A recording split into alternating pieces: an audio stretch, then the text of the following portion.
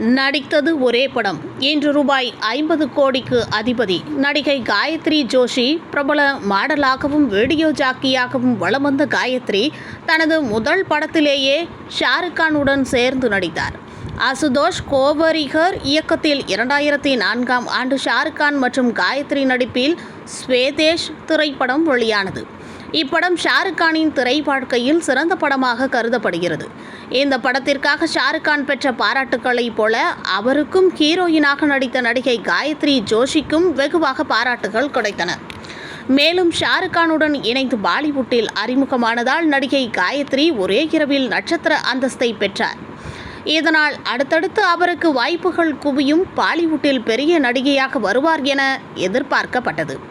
ஆனால் எதிர்பார்ப்புக்கு மாறாக முதல் படம் ஹிட்டான போதிலும் சினிமா உலகை விட்டு வெளியேறினார் காயத்ரி. முதல் படம் வெளியான சில வாரங்களில் சினிமாவை விட்டு விலகி இந்திய பணக்கார தொழிலதிபரை திருமணம் செய்தார்.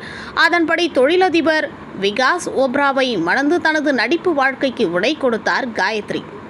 இதனால் ஸ்வேதேஷ் திரைப்படம் காயத்ரி சினிமா வாழ்க்கையில் அவரது ஒரே படமாக மாறியது. விகாஸ் ஓப்ராய் இந்தியாவில் ஒரு முக்கிய தொழிலதிபர். இந்தியாவின் முன்னணி ரியல் எஸ்டேட் நிறுவனமான ஓப்ராய் கன்ஸ்ட்ரக்ஷன் நிறுவனத்தை நடத்துகிறார்.